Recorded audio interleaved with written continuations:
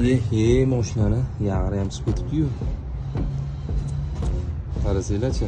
Xullas, bu Nexia 3 avtomobilni shumizolyatsiya xizmatiga olib qo'yganmiz. Albatta, shumizolyatsiya qilishdan oldin nima qilish kerak? Polni tozalab, chizga qilish kerak. Bu yoq ishiklari deyarli bo'lib qoldi. Tozalab, xudo xolasa, ko'rasizlar, tozalanish jarayoni ketyapti. Bu ahvolida shunday qoldirib bo'lmaydi. Faqat u yengil himchiska bo'lib ketadi desa ham yolg'on bo'lmaydi. Bu eshiklarni ham yechib olganmiz, hammasini xudo xolasa tozalab, oba joylarni tozalab, hamma yog'ini mana to'liq yechintiryapmiz mashinani. Bagaj qismlari go'li holatga kelyapti.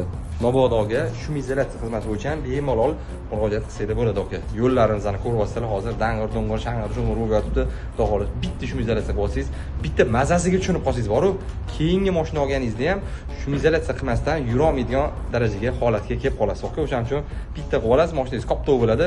Ko'chalarda yurganda ham, yamalaga tushganda ham har xil tarpetkadan, tomlardan, bagajdan g'ijir-g'ijir chiqqan ovozlari sizni bartaraf etadi, sizni umuman butkul tark etadi. Pastda nomer yozib qoldiramiz, bemalol shumizolyatsiya bo'yicha murojaat qilsangiz bo'ladi.